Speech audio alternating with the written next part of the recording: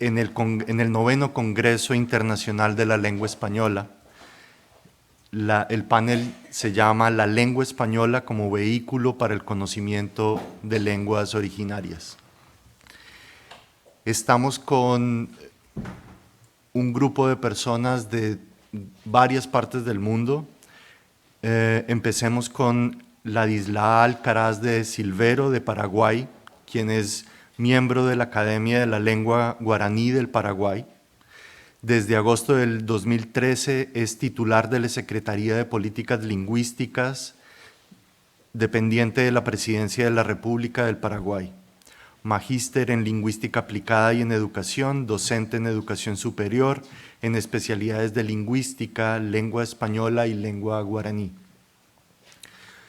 Desde Perú estamos con Luis Enrique López Hurtado Quirós, sociolingüista y educador peruano especializado en temas de bilingüismo, política y planificación lingüística y educativa. Ha sido docente universitario y ha integrado comisiones de la UNESCO. Actualmente preside la Fundación ProEIB Andes y es académico correspondiente de la Academia Peruana de la Lengua e integra el Comité Internacional Asesor de LinguaPax Internacional.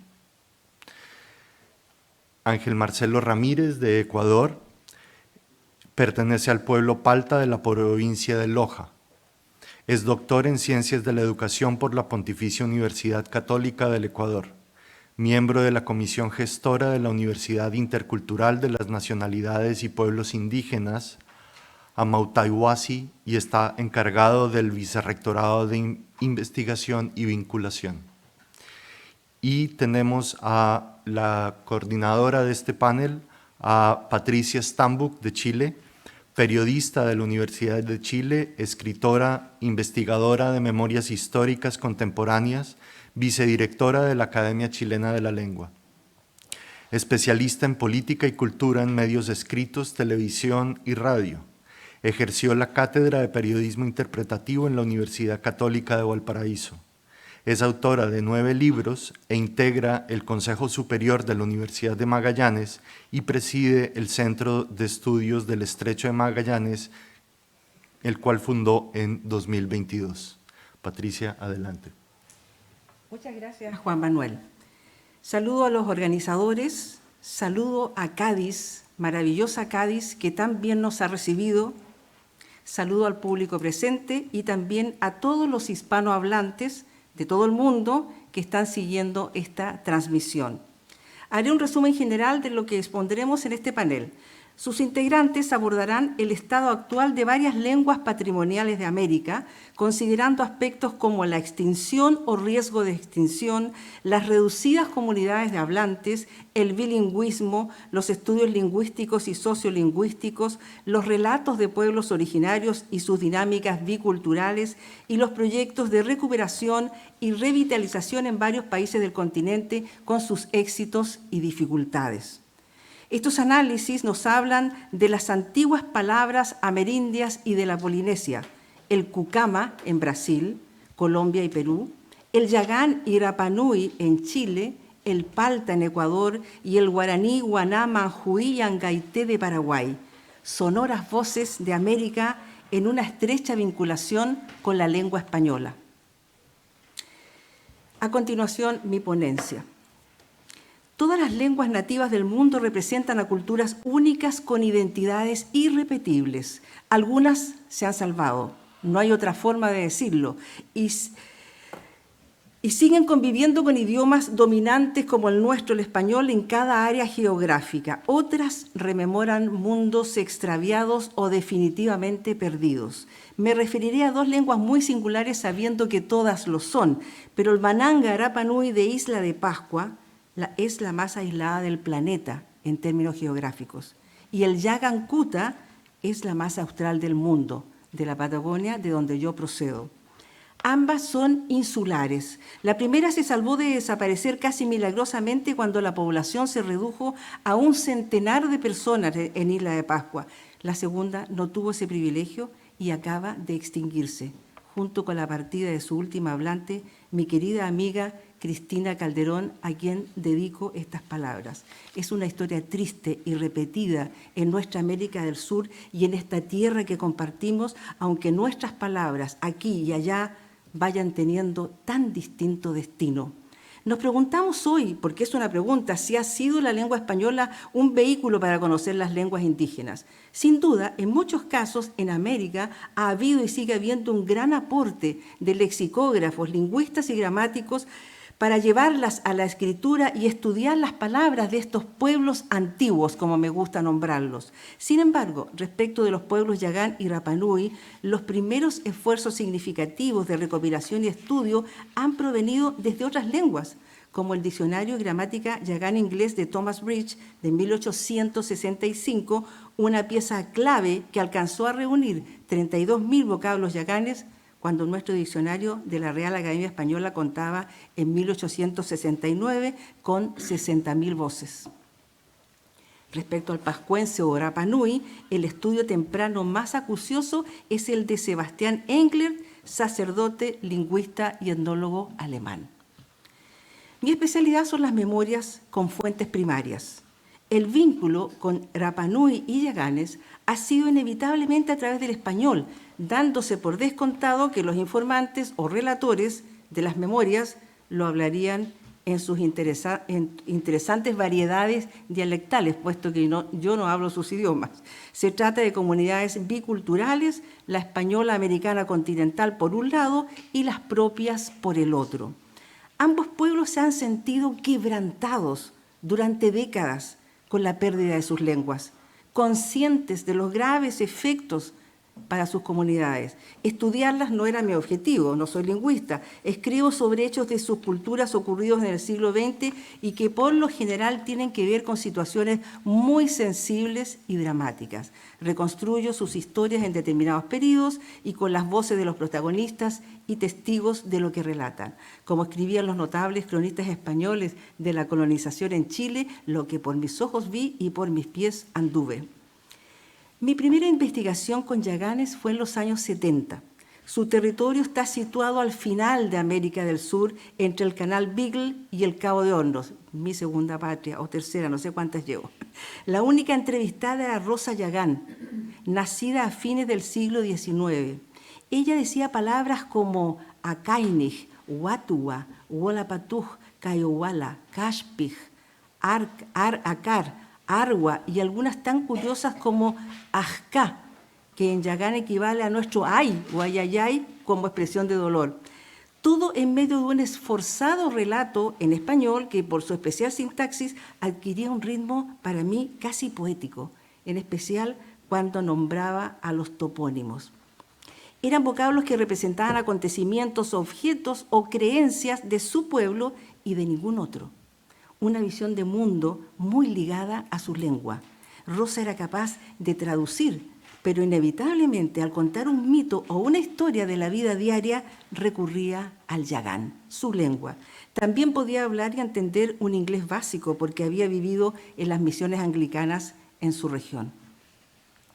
10 años después emprendí otra investigación testimonial con las dos últimas hablantes en propiedad de ese idioma austral, el yagán, las hermanas Úrsula y Cristina, también últimas no mestizas de su pueblo.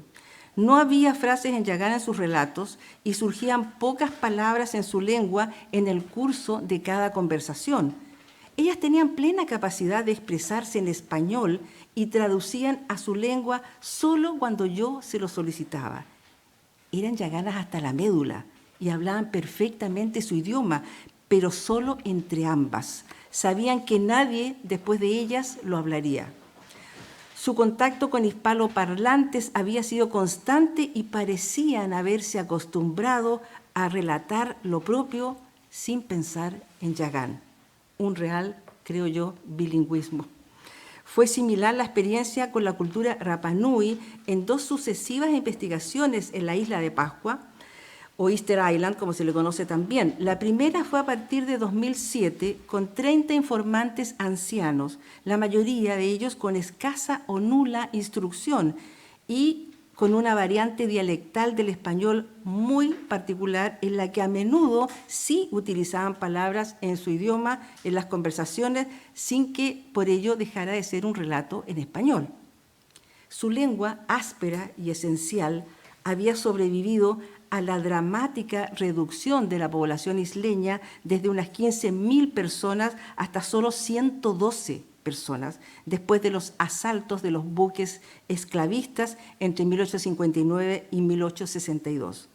Su escritura jeroglífica tan atractiva, y como es sabido, quedó indescifrada hasta hoy, excepto si se considera a las famosas y enrevesadas tablillas de glifos Cojaurongorongo como recursos de mnemotecnia. En una segunda investigación, con solo 5 años de diferencia, las fuentes primarias consultadas aumentaron en número y en escolaridad, pero disminuyeron en edad debido al tema. Una base norteamericana se había instalado en la isla a mediados de los años 60, generando muchos beneficios y también mestizaje en la comunidad. Comunicarse en inglés fue prioritario, a la vez que se repetía el fenómeno de la lengua yagán, es decir, no eran frecuentes las palabras en Rapa Nui dentro del relato en español. Ya no parecían imprescindibles ciertos vocablos relacionados con sus tradiciones y tampoco primaban las tradiciones en sus discursos, sino los hechos nuevos que envolvían su cultura.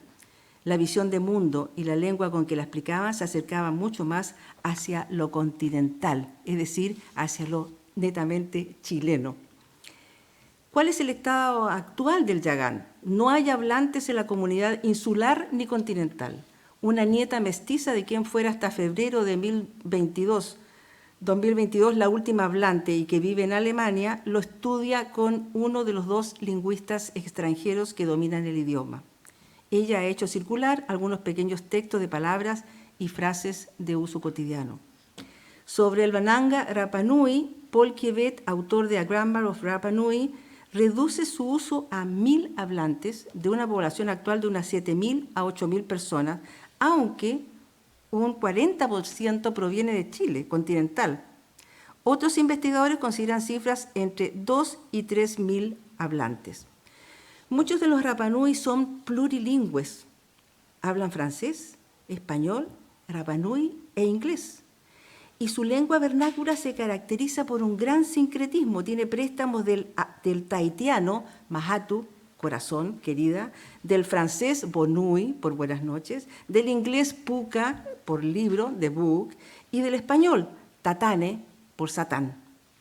Además presenta latinismos, grecismos, polinesismos, tonganismos y maorismos. Los Rapa Nui estuvieron confinados en su isla durante gran parte del siglo XX, eso es parte de las memorias que yo recogí, sin carnet de identidad ni derechos ciudadanos hasta 1966.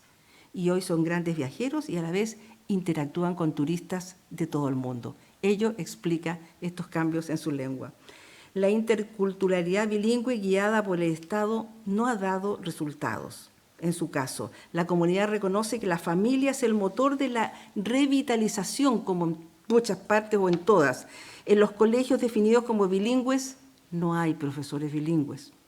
Se aplica desde el 2016 solo una experiencia que emula a Nueva Zelanda con los nidos lingüísticos, pero los estudiantes que se incorporan al jardín preescolar de inmersión deben tener al menos un familiar que hable lengua en la casa, y eso a veces no ocurre. El español desplazó en las escuelas a estas 2 lenguas de Chile por decisiones políticas gubernamentales y se constituyó también, hay que decirlo, en el medio para que pudieran insertarse en la educación superior y obtener trabajo en sus propias islas o en el resto del territorio nacional.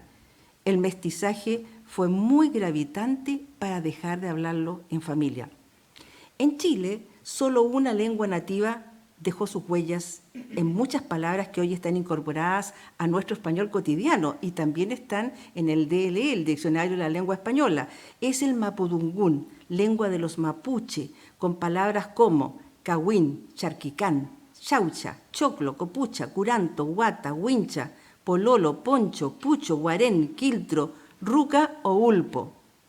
En el otro extremo, el yagán ni siquiera ha logrado incorporar un saludo a modo de anécdota. Yo podría haberle dicho a pasá, ¿cómo están? Como es el caso de la lengua Rapanui, del que solo se reconoce entre hispanohablantes el iorana como saludo, que en realidad fue importado desde otras islas de la Polinesia. Para el Bananga Rapanui se augura su desaparición, debido al creciente mestizaje y a pesar de la fuertísima autoestima de los isleños. En los yaganes hay cierto desconcierto y la intención de recuperarlo. En ambos casos, el bilingüismo ha sido una ilusión. Como realidad esperanzadora, menciono al cierre de estas palabras el caso que me ha contado un colega desde Perú de la lengua muxic en la zona de Chiclayo, Lambeyeque, que después de 92 años de haber fallecido el último hablante, se ha logrado que 80 profesores primarios y secundarios aprendan esa lengua del señor de Zipán, ni más ni menos. Habrá que confiar en los milagros, pero quienes amamos nuestras palabras, nuestra lengua, el castellano, el español, debemos intervenir, debemos colaborar para que otras comunidades no pierdan las suyas, porque son la raíz de nuestra América. Muchas gracias.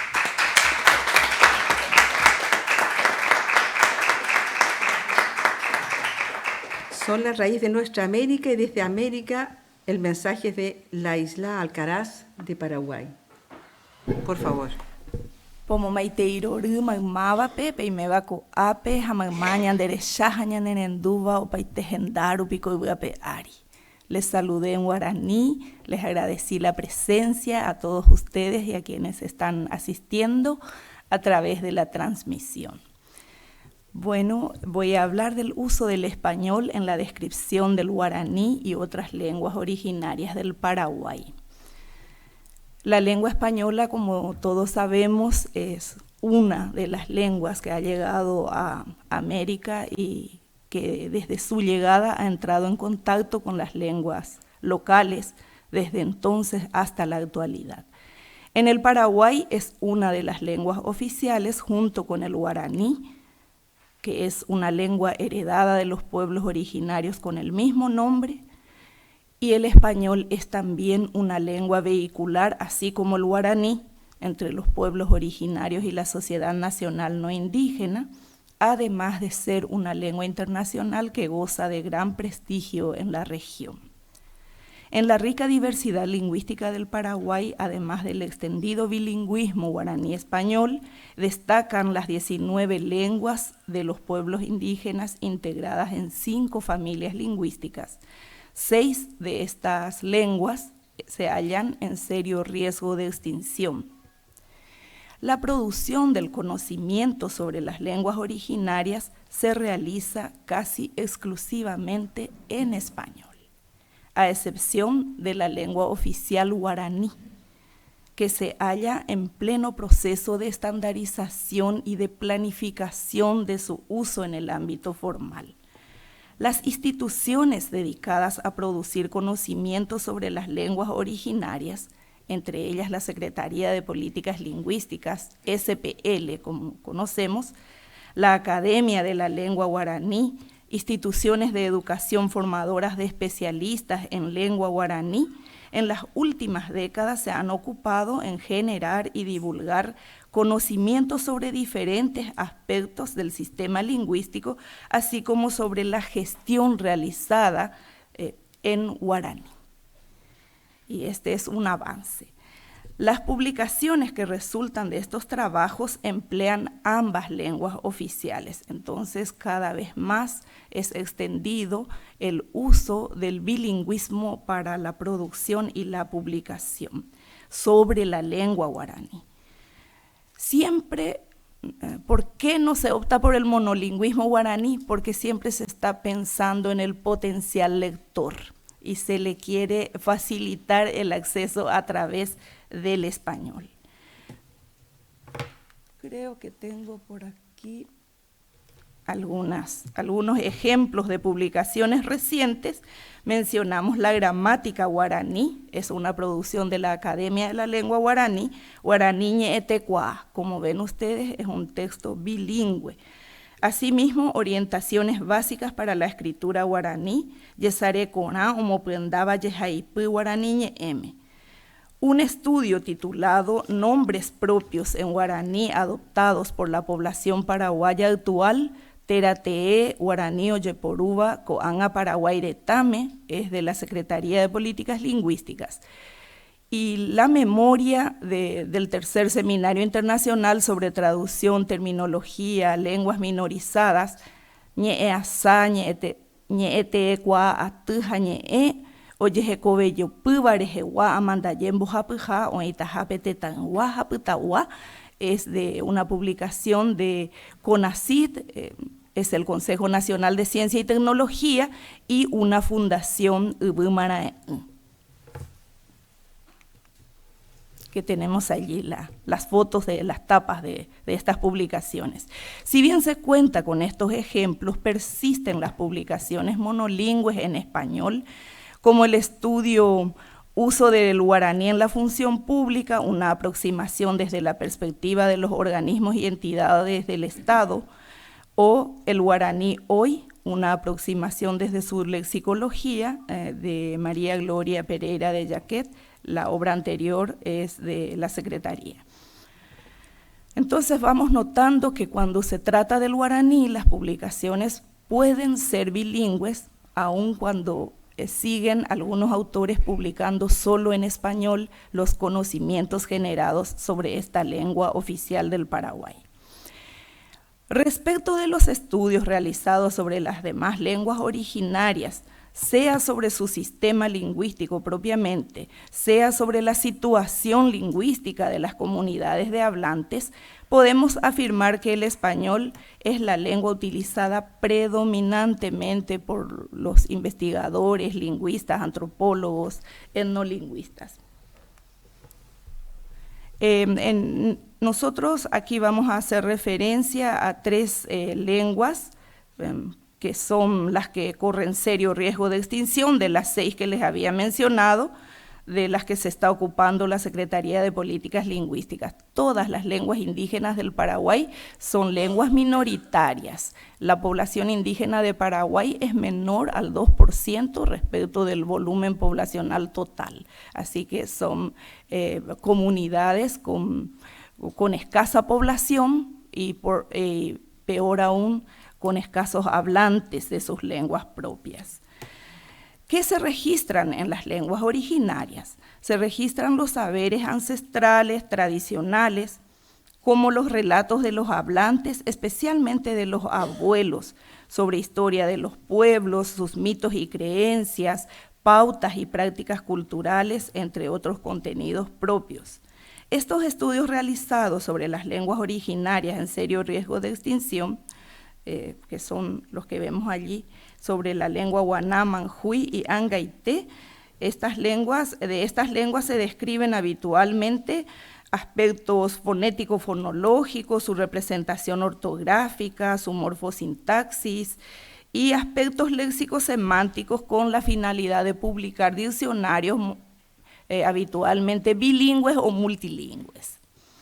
La Secretaría de Políticas Lingüísticas desarrolla proyectos de documentación y estudios lingüísticos con empleo exclusivo del español. En esta presentación, aquí tenemos una obra, Coalbó, el pueblo angaité, no es de la familia lingüística guaraní, el pueblo angaité en busca de la recuperación de su lengua. Es un trabajo que rescata desde reuniones con líderes y referentes del pueblo, de la familia lingüística Mascoy, describe el análisis que realizan estos referentes sobre la situación lingüística, cómo ven ellos su lengua, y recoge propuestas para la documentación y promoción de esta lengua en diferentes zonas que habita este pueblo en el Chaco paraguayo. 3 ejes analiza: cómo ellos ven la escritura de su lengua angaité, qué registros existen de su lengua y que ellos conocen, y cómo ven la posibilidad de promoción y difusión de la lengua. La aproximación a la realidad sociolingüística de los pueblos Guaná y Manjui también recoge desde los hablantes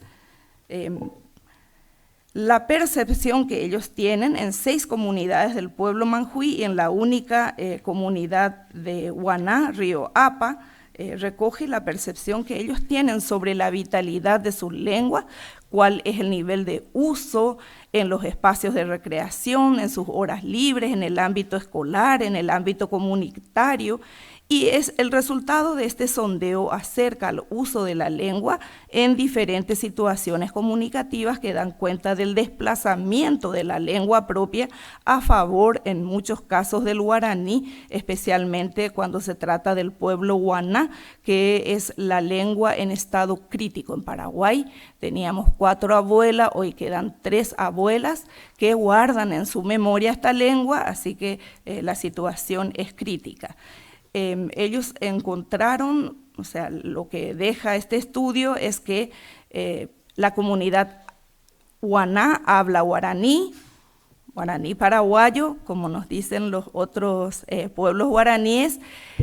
En la escuela se les enseña español y hay una lengua propia guardada en la memoria de 3 abuelas y que ellos desean recuperar en la comunidad. Así de crítica es la situación de esta lengua. Está en imprenta, y suponemos que esta semana o la próxima verá la luz, Alpes Mabaná, las palabras de los guaná. Es un diccionario básico que resulta de un proceso de documentación con el lingüista Hannes Callis y la Secretaría de Políticas Lingüísticas y otros colaboradores. Es un largo trabajo que se inició en el 1995. Y esto describe, rescata un vocabulario de la lengua, y solamente en el diccionario vamos a encontrar en la parte del diccionario propiamente la lengua guaná. En todas las partes preliminares, por supuesto, todo se presenta en español.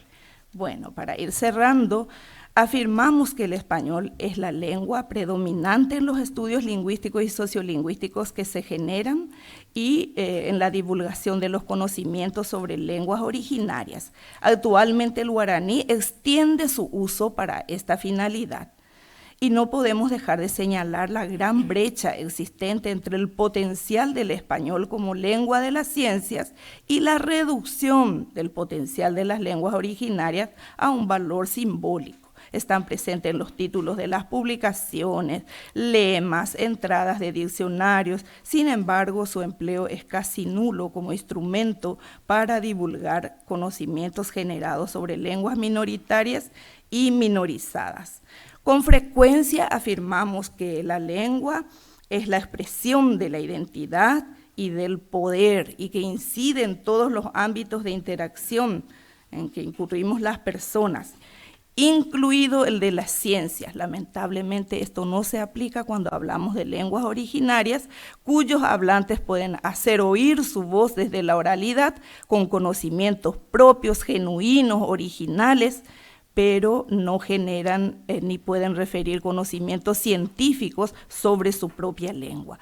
Queda como un gran reto colocar en perspectiva esta cuestión asociada a la formación de los hablantes de lenguas originarias en el campo de las ciencias lingüísticas y, no menos importante, el análisis del potencial de estas lenguas como vehículo para el conocimiento generado sobre sí mismas, frente a una lengua que se halla en ventaja y goza de mayor prestigio como es el español. Con ello sería posible superar el monolingüismo español dominante y la gran brecha existente entre la lengua de las ciencias y las lenguas de los saberes ancestrales. Awillebete, muchas gracias.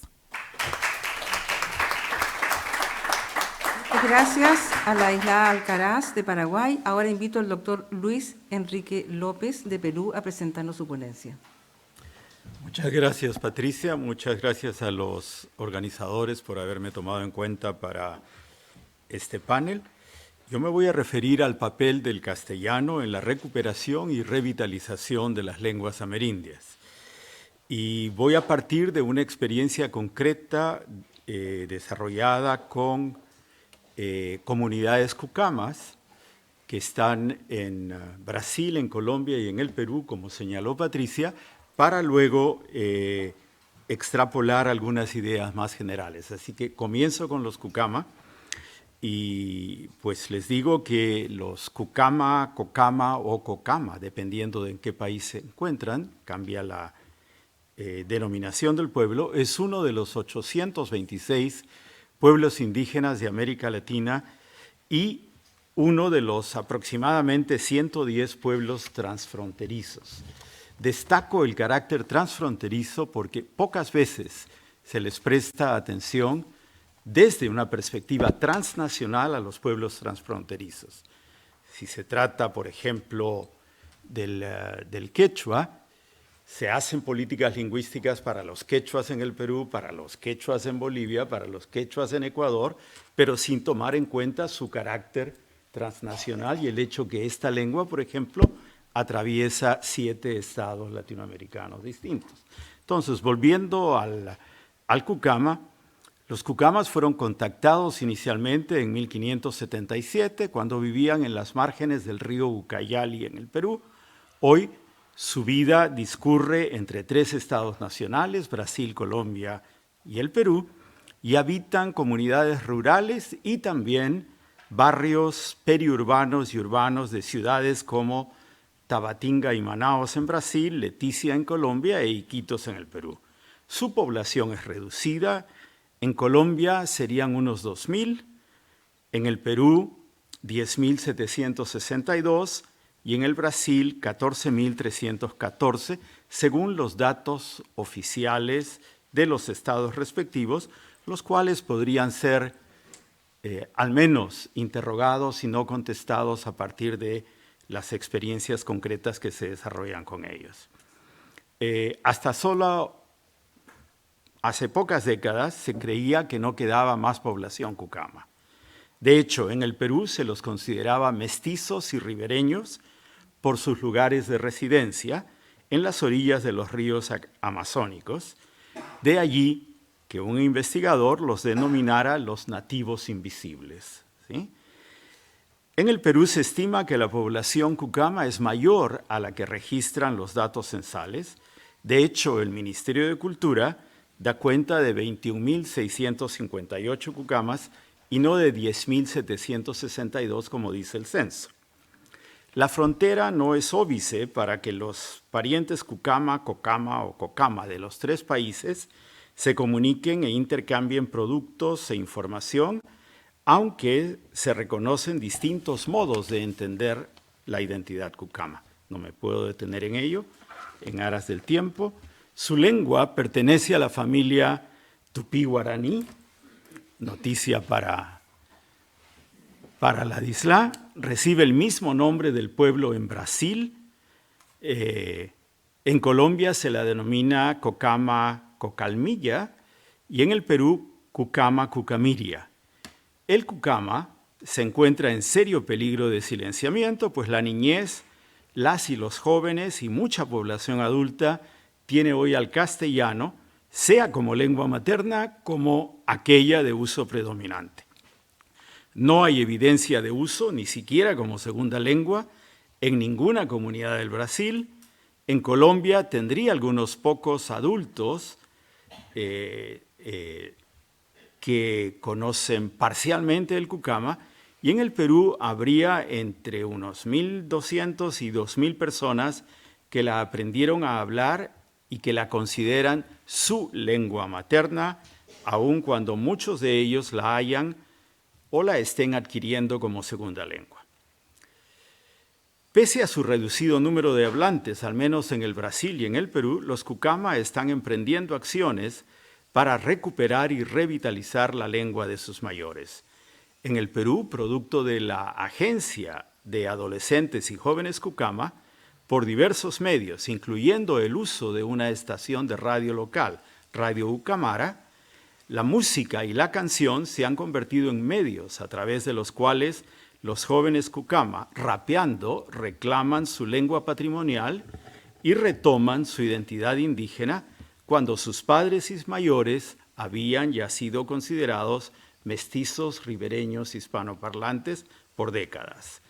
Desde Radio Ucamara se involucró a niñas, niños, adolescentes y jóvenes de la zona, vinculándolos con los mayores de 65 años que forman parte de la última generación que todavía habla el Cucama, al menos entre ellos. Este nexo tuvo como fin recuperar la lengua amenazada y con ello los sueños, historias y conocimientos de este pueblo. Del encuentro entre los mayores y las nuevas generaciones surgió la estrategia Cucamatama Catupi, o Los Cucama reaparecen. Se produjeron programas de radio con las biografías de los mayores y relatos y conocimientos de este pueblo. Se creó la escuelita Icuari, que no es una escuela convencional, sino un espacio en el cual estos sabios y sabias Cucama enseñaron a más de 120 niños palabras y expresiones de la vida cotidiana en las casas, calles, puertos y en actividades de la vida cotidiana como la construcción de canoas y en el trabajo en la chacra, lo que contribuyó a que el aprendizaje de la lengua fuera significativo y a que usaran lo aprendido en el día a día. Como lo manifiesta uno de los gestores de este proceso de renacimiento o etnogénesis Cucama, cito, la niñez, adolescencia y los abuelos sabios volvieron a sentir orgullo por su cultura, sus raíces, su lengua. Lo más importante es trabajar el sentimiento de orgullo, de pertenencia, de autorrepresentación como miembro de un pueblo. Después ya podremos trabajar otras iniciativas. Cierro de la cita. Lo que acontece con los Cucama del lado peruano tiene correlatos con lo que sucede con sus hermanos que viven en el Brasil. Según Almeida y Rubín, 2012, también en Brasil, hasta entrada la década de los 80, 1980, eran considerados como un pueblo inexistente. Los padres ya no hablaban su lengua patrimonial, sus hijos ya no se reconocían como tales, se casaban con personas de otros pueblos, sobre todo del pueblo ticuna con el que comparten territorio, y terminaban identificándose como tales. Fue a partir de los litigios por la demarcación del territorio ticuna que los Cocama tomaron conciencia de sí mismos y se reinsertaron en el escenario nacional, asumiendo sus propias reivindicaciones territoriales en relación con las luchas que distintos pueblos indígenas lideraron en Brasil. Y producto de la interacción social y política con esos otros pueblos y de nuevas relaciones de fuerza entre ellos, resurgieron como un grupo histórico-social específico. En ese contexto, para fines de la década de 1990, varias comunidades Cocama se reivindicaban como tales, recuperaban la memoria, su cultura y buscaban revitalizar su lengua, desmarcándose de lo ticuna y entrando en tensión con su pasado reciente de asimilación a ese pueblo.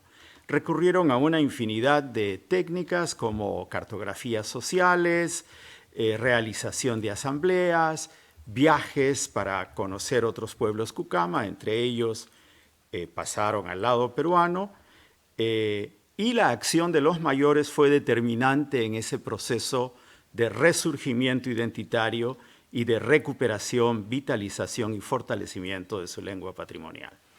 En el camino, crearon escuelas propias, recuperaron la narrativa oral, adoptaron la perspectiva de multiliteracidad para también recuperar e imponer en valor toda forma de representación gráfica y de codificación de la realidad. Incluso apelaron al rebautismo de las nuevas generaciones con nombres propios Cucama. En Colombia existen noticias sobre la existencia de algunos pocos ancianos que poseen conocimiento del Cocama, aunque la comunicación con sus descendientes se dé hoy solo en castellano. En el primer encuentro transnacional, Cucama, de revitalización cultural y lingüística, que tuvo lugar en Iquitos, Perú, en marzo del 21, pude detectar el deseo de uno de estos mayores y de sus descendientes de emprender acciones hacia la recuperación del Cucama. Una de ellas, egresada de la Universidad Nacional de Colombia, como lingüista, ha logrado documentar léxico y expresiones básicas en Cucama y con base en ello elaboró materiales básicos para ser utilizados en la escuela. En rigor, se trata del esfuerzo de una sola familia, un abuelo, una nuera y su nieta. El abuelo, que es el cacique, la nuera, que es la directora de la escuela, y la nieta, que es lingüista, ¿no? De ellos, solo el abuelo habla Cocama, aunque manifiesta no tener con quién hacerlo ahora que vive en Leticia. Por su parte, las organizaciones etnopolíticas que los representan parecen estar más interesados en atender otras reivindicaciones igualmente importantes referidas a la mejora de la vida de los pobladores Cucama y Ticuna, fundamentalmente. A partir de este relato sobre estas tres experiencias y en el marco de un proyecto de revitalización cultural y lingüística transnacional que estoy apoyando, quiero sacar algunas reflexiones referidas al papel del castellano en la revitalización de las lenguas indígenas. Como se habrá podido inferir, las lenguas que vehiculan los procesos a los que aquí me he referido son el castellano o el portugués, aunque dado que las comunidades de 2 de los 3 países concernidos son hispanohablantes, el castellano es el idioma predominante de la gestión de este proyecto y también de la intercomunicación entre sus protagonistas, aun cuando por momentos no haya otra alternativa que recurrir al portuñol. No es raro que esto ocurra, de un lado, por el carácter del castellano como idioma hegemónico y de otro por la erosión experimentada por el Cucama y su condición de lengua subalterna y minorizada. De hecho, todos los mayores que aún hablan el Cucama son bilingües de diverso grado que tienen hoy al castellano o al portugués como lengua de uso predominante. Del mismo modo, pongo de relieve que las nuevas generaciones de Cucama hablantes, en su mayoría adolescentes y jóvenes, y ahora también niñas y niños, son neohablantes del Cucama, que están en proceso de apropiación de la lengua patrimonial de su pueblo. Queda por ver más adelante en qué medida y cómo varía el Cucama de los mayores cuando sale de boca de quienes lo están aprendiendo como segunda lengua, aun cuando, como se ha mencionado, todas las abuelas y abuelos Cucama hablantes son también hablantes del castellano o del portugués. No menos importante, destaco que los procesos de reflexión que contribuyen al desarrollo de una conciencia lingüística crítica en estos encuentros trinacionales son también mediados por el castellano, ¿no? De este modo, el castellano, otrora lengua opresora, se vuelve una herramienta de liberación. ¿En qué concluyo? Gracias, Patricia. Ya cierro. Revitalizar una lengua es un proceso complejo, social y político que acompaña los caminos de etnogénesis que han emprendido los pueblos que una vez hablaron la lengua minorizada con seguridad y fluidez. De ahí que para revitalizar una lengua de estas haya que emprender acciones de diversa índole destinadas a fortalecer la agencia de quienes anhelan recuperar, revitalizar y fortalecer la lengua. Precisamente por la condición minorizada del pueblo y de su lengua, estos procesos son mediados por una lengua hegemónica. En este caso, el castellano o el portugués.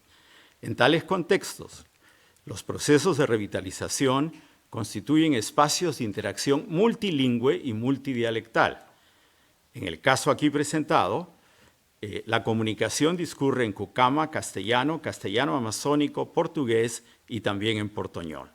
De este modo, se recrean situaciones familiares para los indígenas amazónicos acostumbrados a vivir en clave multilingüe y para quienes el monolingüismo es a la vez una ideología de los sectores hegemónicos y una imposición del Estado. Las acciones que los cucamas y muchos otros pueblos indígenas emprenden con tesón para revitalizar sus lenguas ponen en evidencia la condición contemporánea de sus lenguas y sus culturas y el anhelo de proyectarlas hacia el futuro. Nos sorprende por ello que muchos de estos procesos tengan como protagonistas a jóvenes que recurren a las tecnologías, las redes sociales, la música, el teatro, el arte, entre formas otras de expresar sus maneras particulares de sentir y estar en el mundo. No puede ser de otra forma, pues los indígenas son tan modernos como los no indígenas.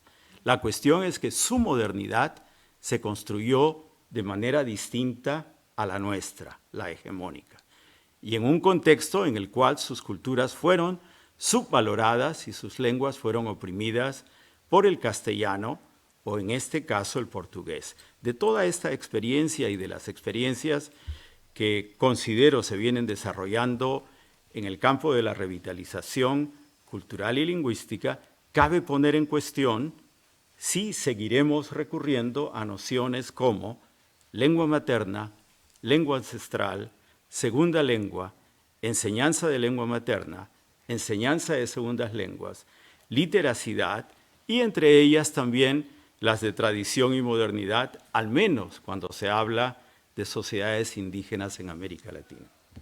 Gracias.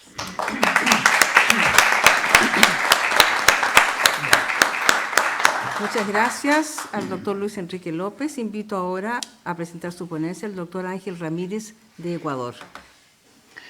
Yupechani tukuñukachunguan kikinkunata ajipunyaninimi, Yucachuti Ángel Ramírez, Ecuador, Marca Mantami. Un agradecimiento a todos ustedes, a la RAE por la invitación, doctora Susana, un gusto también por la invitación, a mi maestra Marlene Abud, que siempre le digo mi maestra.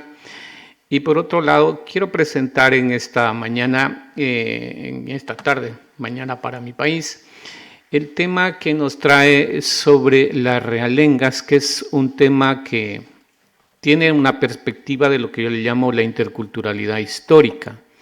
La interculturalidad histórica tiene un enfoque desde los movimientos de la dominación, desde la colonización y de la invasión y conquista que tuvimos en América, y cómo fueron superándose y cómo se fueron mimetizando, perdiéndose nuestras propias lenguas.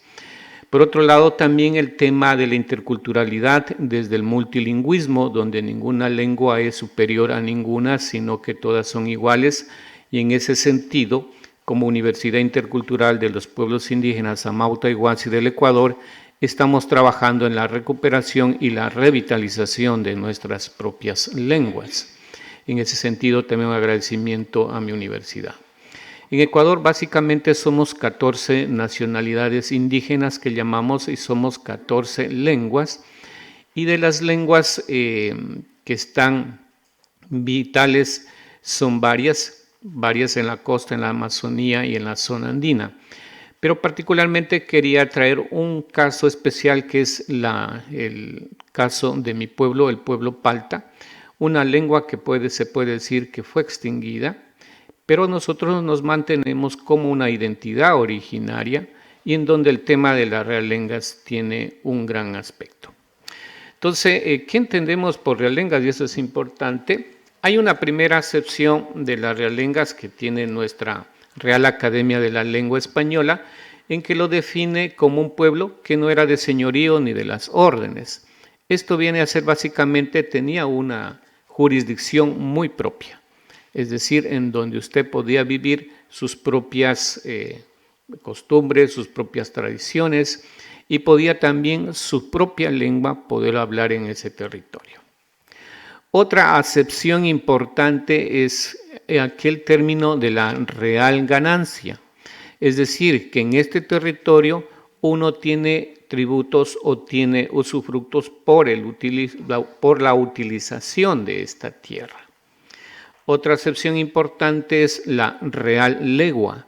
Aquí también este término de la legua tiene que ver con una medida. Lo que se dice dentro de los escritos sobre las medidas de la colonia, sobre las leguas, casi todos consideran que está entre 4 y 19 kilómetros el promedio. Hay otras leguas de menor tamaño, hay otras de mayor tamaño.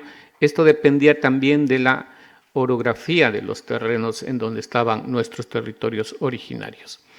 Y hay una última acepción que esa lo he encontrado básicamente en nuestro territorio y que es una inferencia de las propias vivencias y gracias a mis abuelos maternos y paternos que ellos decían nosotros fuimos realengas.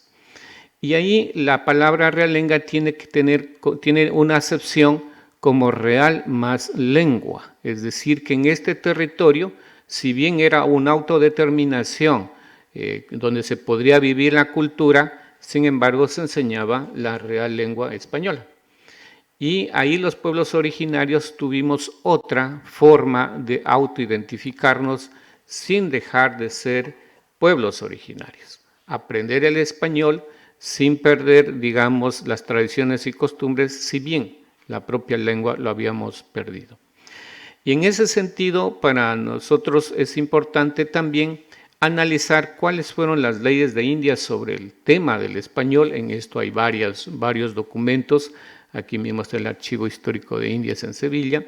Hay el tema sobre las leyes que aparecieron. Aquí solamente pongo una, que la ley 13ª del emperador Don Carlos y los reyes de Bohemia, etcétera, ustedes lo pueden ver ahí, como indican que se debe evangelizar y adoctrinar en el español. Por otro lado, de igual manera, hay lo que se denominaron las leyes de Indias o las lenguas generales.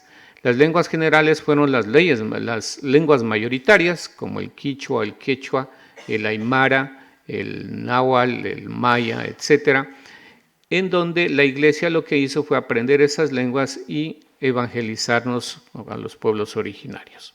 Entonces esas dos estrategias subieron, pero dentro del español, dentro del aprendizaje del español, el tema de la realenga es súper interesante, cómo se lo puede analizar. Y aquí quisiera yo presentarles el mapa de mi comuna, el mapa de mi comuna, adelante, por favor. Gracias, estimado Luis Enrique. Entonces, el mapa de mi comuna, si ustedes le pueden ver, ahí se puede observar todas las acepciones de lo que he hablado sobre el realenga. Si ustedes pueden ver, en el centro hay un caserío. Es el caserío de mi tierra que se llama Catacocha. Alrededor de eso, desde el centro de ahí, se plantaba lo que se llamaba una picota o un palo, y de ahí se medía una legua alrededor, ¿sí? Y se hacía un círculo y se circunscribía eso y se determinaba el territorio. Y esta es la famosa comuna collana de donde yo soy, donde yo nací. ¿Qué se vivió en ese territorio? Y aquí ustedes pueden ver todo el tema teórico, que también aspiro que se lo pueda publicar, el tema de la realenga como legua. Son 4 o 5 kilómetros alrededor que conforma mi territorio. Hay el tema de la jurisdicción. Este territorio era autónomo y pertenecía al rey de España básicamente, y donde nosotros podíamos tener una autodeterminación desde nuestra propia cultura. Y se cumple el otro elemento, real lengua. Es decir, fuimos adoctrinados por las famosas cofradías que son tradicionales aquí en España, y que eso hizo que se aprenda tanto el latín como el español. Pero bueno, y nosotros no dejamos de ser pueblos originarios. Yo soy del pueblo originario, del pueblo palta, me siento palta, soy palta. Y aquí también otro dato desde la lingüística, básicamente, que tiene que ver que nuestra familia lingüística fue la famosa lengua Aenchicham, le digo yo, si bien los hermanos lingüistas le llaman la jibaroana, que soy yo, no me gusta que no nos digan jíbaros, nosotros no somos jíbaros, ¿sí? Sino la familia lingüística Aenchicham, y donde se considera que la lengua palta fue un proto-shuar, que quiere decir una lengua antigua a la lengua del shuar, el aguajún, el huambis, que está en el Perú también. Y para terminar, quería yo compartir algunas palabras como buchir, changuina, que viene de changin, que es de la lengua shuar, chonta, que le decimos al venado, chontillo al venado chiquito, colambo, la palabra colambo tiene mucha significación, con lo que se diría el tema de la boa, que es un símbolo amazónico básicamente. Tenemos conza, que es la culebra, que es también un símbolo amazónico. Tenemos la palabra macanche, y en shuar se dice macanche. O sea, es interesante cómo toda la fonología también la mantenemos. Y estamos compartiendo en este territorio, más o menos somos 50.000 paltas. Hemos asumido el español sin perder también al menos estos estratos de nuestra propia lengua del proto-shuar. Finalmente yo quiero invitarles a todos que pudieran tomar esta variable de la realenga, porque en toda América se vivió. No solamente fue el tema de las doctrinas, de las cofradías y el tema religioso, sino que este tema es súper importante. Esto yo lo encontré básicamente en la costa ecuatoriana cuando hice un levantamiento sobre la lengua manta huancavilca extinta, y luego tomando la tradición oral de mis abuelos sobre la lengua palta. Agradecerles infinitamente, desearnos lo mejor al regreso, y que las lenguas propias de nuestro continente americano sean, digamos, las lenguas habladas, revitalizadas, que eso es el objetivo común. Y para terminar, así como cantaron, quiero yo dedicarles una poesía a las damas aquí en la lengua quichua, que dice: Cuila guarmicangi, summa pacha maricangi, quilla ashpa mamashina, tucuchunguan kikinta cuyani. Eres muy hermosa, no está en la presentación, la leo acá. Eres muy hermosa, querida mujer, como la luna, como la madre tierra tú eres, así con todo como eres, te amo, querida madre tierra, querida mujer. Gracias, Ángel.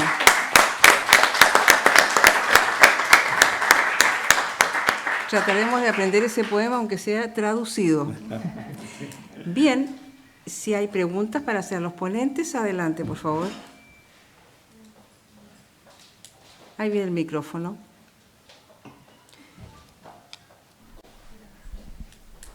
Mari Compulamien, Zungu Kelu Tain Litunche Zungun.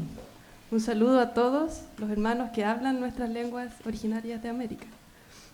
Yo quería hacerle un comentario a la ministra acerca de el rol que están jugando las lenguas indígenas en las publicaciones, ¿no? Y que en general es un rol principalmente simbólico, ¿no? Yo recuerdo que el año pasado, antepasado, no recuerdo bien, publiqué un libro de relatos con otros compañeros lingüistas bilingües, mapuzungún en español. Le planteamos a la editorial la posibilidad de sacar 2 libros aparte, ¿no? Que la lengua mapuche se independizara del español. Y la respuesta fue negativa, porque la versión monolingüe en mapuzungún no se iba a vender lo suficiente. Entonces, eso va a pasar, está pasando en las publicaciones impresas, probablemente en las digitales no, pero se necesitan incentivos, subvenciones, cuotas, para que las lenguas logren independizarse y logren superar esa función simbólica que están teniendo, al menos en la producción escrita impresa. Ladislao. Sí, totalmente de acuerdo. Subordinamos mucho la comprensión o el saber en las lenguas originarias o sobre las lenguas originarias al español. Entonces y hay una creencia muchas veces fija de que el español es el vehículo. Entonces, si estamos también en esta tendencia, en esta lucha por el fortalecimiento de las lenguas indígenas, también debemos abrazar ese ideal de que estas lenguas puedan expresarse sobre sí mismas, en sí mismas. Sí, lo que mencionas de las publicaciones es un aspecto mucho más grande, que es la falta de documentación lingüística que hay de las lenguas. El ejercicio de documentación multimodal, no solamente documentación para el estudio de la lengua, sino la documentación de las lenguas para que las comunidades puedan hacer con sus lenguas lo que deseen hacer, bien sea el etiquetado lingüístico, sí, pero también hacer traducciones, hacer cartillas, hacer subtitulado de películas, para también poder entender y poder registrar las tradiciones, etc. Todos estos, el acto mismo de la documentación no es como lo pueden entender un lingüista o algunos lingüistas, simplemente un paso previo para llevar a cabo un trabajo de investigación, sino que es un trabajo que se tiene que llevar a cabo y es un logro de por sí documentar las lenguas, para empezar a crear los instrumentos lingüísticos que van a poder llevar a cabo, a llevar a que en algún momento haya público suficiente para poder leer esos libros, ¿no? Entonces, si hay algún trabajo que se puede hacer con el español o que el español funcione como un mecanismo, puede ser este trabajo de documentación lingüística multimodal. Muchas gracias. ¿Hay otra consulta? Bien, por favor, Luis, de Venezuela. Buenas tardes. Quisiera 5 países, 1, 2, 5 países, ¿no? Me imagino que están al tanto de cómo operan las academias de lenguas indígenas o de la lengua española en cada uno de sus países. Y quisiera preguntarles una curiosidad que tengo y que he tenido durante mucho tiempo. ¿Cuál es la vinculación de las academias de lenguas originarias en el caso en que existan? Entiendo que hay maya, entiendo que hay guaraní, creo que hay en Ecuador, creo que hay en el Perú también, y por supuesto hay mapuche también, hay una academia de la lengua mapuche. Entonces quisiera... Yo entiendo que no hay academia de la lengua en Mapudungún. Sí, hay varias. Ya, exactamente, sí, exactamente. hay varias, eso es lo que he visto, es la información de internet que tengo, ¿no? Entonces quisiera preguntarle simplemente si hay alguna vinculación, alguna relación entre las academias de la lengua española, es decir, las que forman parte de la SALE, con cada una de estas academias que existen en estos países. Esa es mi curiosidad.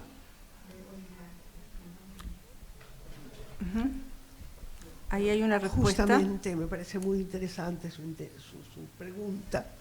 En la Academia Ecuatoriana de la Lengua hemos recibido desde hace algunos meses la visita de algunos representantes académicos, se llaman a sí mismos y lo son, de lengua quichua.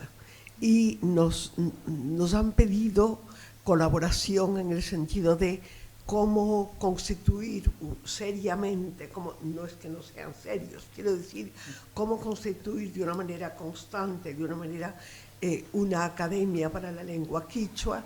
No sé si usted sabía esto, Ángel. Han venido, en principio se les ha cedido de alguna manera un local en nuestra academia ecuatoriana que tiene una muy bella construcción, porque, y todo hay que decirlo, España ofreció hace algunos años a las academias americanas que tenían su construcción, su casa en los centros coloniales, la posibilidad de revitalizarlas restaurándolas.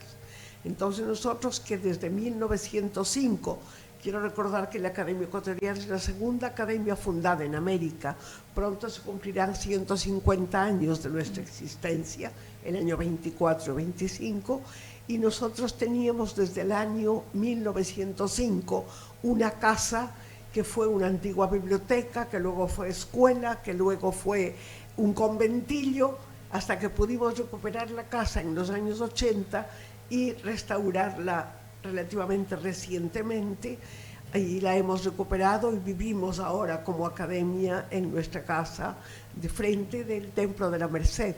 Ustedes saben que Quito es una de las ciudades con un centro colonial más completo, más complejo, más bello. Entonces, bueno, esta noticia quería darles que nosotros sí estamos y nos sentimos íntimamente concernidos, interesados, ilusionados porque además nuestro español está plagado de quichuismos. Y son precisamente las formas que más nos identifican. Cuando en Ecuador queremos, sobre todo en la sierra ecuatoriana, queremos mandar algo, nunca mandamos de manera violenta. Decimos, dame haciendo tal cosa, por favor. Dame trayendo el libro si te vas a España. Dame comprando, a ver, a mi marido, Alfredito, dame comprando la carne para hoy. Estas formas que eluden el imperativo directo son muy expresivas de nuestra idiosincrasia, que es la idiosincrasia indígena de no mandar, de obedecer, pero sin humillación. En este momento no hay eso, no humillamos a nadie, pero nos sentimos orgullosos de esta posibilidad, de este tipo de sintaxis subversiva en relación con el español general. Y yo recuerdo que a don Ignacio Bosque, cuando yo le comenté eso, se quedó absolutamente fascinado de esta forma de expresión. Nada más, no sé si... Muchas gracias. Bien, sí, tal vez un elemento también complementar a lo que dice nuestra doctora Susana. Como universidad estamos trabajando, hemos creado el Instituto de Idiomas Originarios y Extranjeros. Para nosotros el multilingüismo es clave, ahí es clave la lengua originaria, el español y el inglés. Para nosotros es súper clave y en ese sentido también, gracias doctora Susana, la presencia nuestra de esta alianza con la Academia de la Lengua Española en Ecuador. Y bueno, en eso estamos. Y lo otro fuerte que tenemos nosotros es que nuestra universidad es creada por el movimiento indígena ecuatoriano y nosotros pertenecemos socioorganizativamente a nuestras organizaciones y estamos cercanos a las lenguas en el día a día. Y otro elemento que también me pareció súper importante de la maestra que nos preguntó, para nosotros es clave crear metalenguaje científico de nuestras lenguas desde los propios conocimientos. Generalmente nosotros nos han reducido solamente al saludo, digo yo, y de ahí no pasamos. Para nosotros es importante y un reto de nuestra universidad justamente va a ser crear eso, la ciencia desde los pueblos originarios, porque nosotros tenemos mucha ciencia desde las plantas, desde la medicina, desde la astronomía, la arquitectura, el arte, y que eso lo hemos visto en este día también en algunas presentaciones, pero eso requiere también un metalenguaje científico y el uso también de lo que hablábamos estos días en las conferencias, el tema de la inteligencia artificial, o sea, al final vamos hacia allá, el uso de las tecnologías, por ejemplo, nuestra universidad es virtual, optó por las tecnologías y vamos a optar también por esta inteligencia artificial, aprovechar justamente, si bien la discusión hoy día, ¿cómo hago una poesía? ¿Es más emotiva o qué? Si la creo yo o la crea un traductor, porque los traductores también hay que crearlos, hay que crear traductores, esa es una visión estratégica que tiene la universidad, tenemos un buen equipo de lingüistas, tenemos un buen equipo de hermanos indígenas también que saben software, estos temas, porque allá vamos, o sea, eso también es importante hablar de las oportunidades que tiene la interculturalidad en la globalización, porque son oportunidades para los pueblos. Y es más, como lo decía al inicio, el multilingüismo es la era del multilingüismo, no el dominio de una lengua sobre otra, sino del multilingüismo. Gracias, Marlene, por estar aquí. Muchas gracias, Ángel. Yo quiero hacer una autocrítica, porque creo que no podemos conformarnos con lo que hemos hecho o no hecho. Una autocrítica que creo que las academias han estado ensimismadas en sus propias palabras. No hemos mirado hacia el costado, y el costado es muchísimo, que son todas nuestras lenguas originarias, nuestras lenguas americanas. Nosotros hemos tenido algunas acciones, pero pasan a ser simplemente excepciones. Tenemos una académica correspondiente de origen mapuche, pero no es hablante. Tenemos personas que investigan sobre lenguas originarias y no pocas.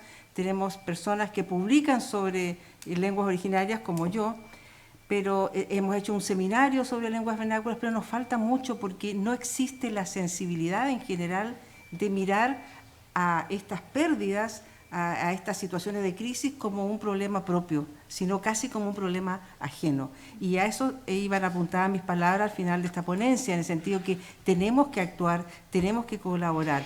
En el caso nuestro es complicado porque tenemos, los Rapa Nui tienen, la R no se pronuncia en Rapa Nui, por eso digo, los Rapa Nui tienen Academia de la Lengua y se han preocupado, ¿no?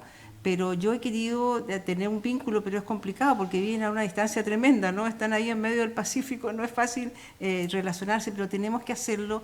No sé qué posibilidades tenemos, si no hay una, como bien decía tú, una academia formalmente, sino que hay muchas instituciones que se dedican al estudio, hay muchas universidades que lo hacen, pero no tenemos una mirada más global, de conjunto, de cómo podemos contribuir. Hoy día hemos hablado del Cucama, del Yagani Rapa Nui, de Guaraní, Guanama, Juí, Angaité, del Palta, y yo quiero que sigamos hablando de esos idiomas. Quiero que sigamos hablando de esos idiomas y creo que todos los que están aquí presentes y los que nos escuchan, los hispanoparlantes, querrán lo mismo, porque eso es América. Y no podemos perder nuestras palabras de América. ¿Alguna otra pregunta? Entonces, que sigamos. Aquí hay una pregunta, por favor. La profesora de Paraguay, entiendo, ¿no? No, yo soy de Ecuador. ¿Ah? Yo soy de Ecuador. Ecuador. Sí, soy de Ecuador.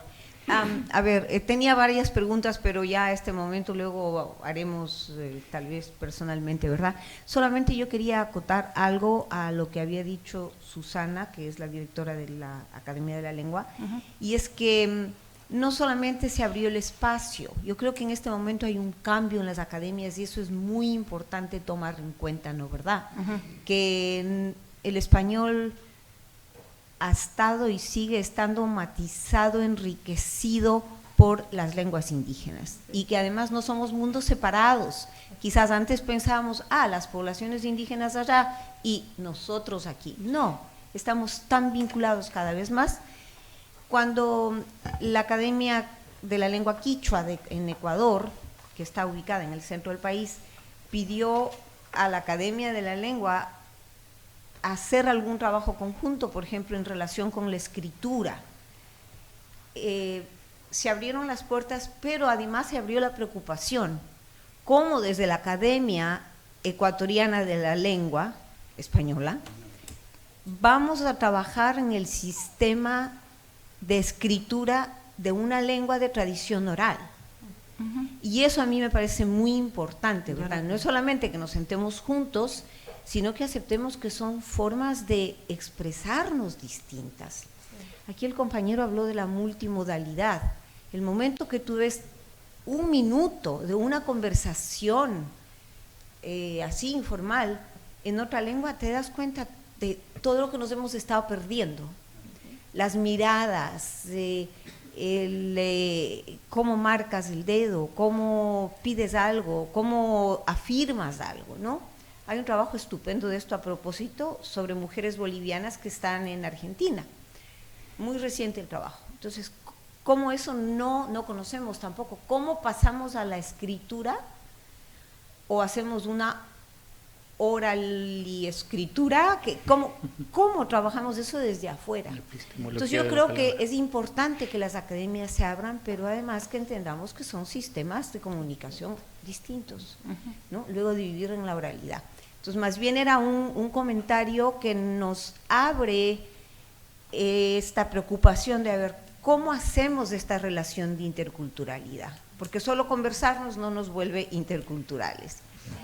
Y solamente quería acotar también con el tema de Ángel y la universidad y la apertura y lo que se está intentando, que una de las preocupaciones, no creo que la dijiste, perdón que yo te dé diciendo, pero sí, la preocupación de la Universidad Mautaihuasi de empezar a trabajar en las comunidades, con las comunidades. No podemos documentar sin los hablantes, pero tiene que ser con los hablantes. Porque hasta ahora ha sido mira, yo voy a hacer documentación de tu lengua, pero en verdad ni conozco mucho la lengua. Entonces, creo que ese con es importante y creo que ahí ustedes tienen el campo abierto para mostrar cómo se puede avanzar, no solamente en el saludo, la conversación y qué sé yo, las canciones, sino ya en todo este otro aspecto de que la universidad, como hacían las escuelas antes, entre en las comunidades. Creo que ese es un paso que si funciona va a ser un ejemplo. Perdón que me ha alargado, yo juré que iba a decir solo una cosita, pero es que aquí se dan cuenta de estos elementos que van saliendo, que parecen pequeños, pero que nos llevan a pensar de otra forma. Y yo sí creo que los académicos tenemos un rol y una responsabilidad tan importante, pero tenemos que abrirnos para trabajar no podemos seguir estando separados. Eso nada más, Sí. muchísimas Muchas gracias. Yo creo que el título de este panel, La lengua española como vehículo para el conocimiento de las lenguas indígenas, nos ha llevado a tener la convicción, después de este panel, más que nunca, que debemos ser un vehículo, que es nuestra responsabilidad. Y al inicio hacía mención Ángela que habíamos comenzado cantando, antes de que empezara la grabación, empezamos a cantar una canción de cada uno de nuestros países y lo hicimos en castellano. Bueno, algún día lo haremos en otros idiomas. Muchísimas gracias.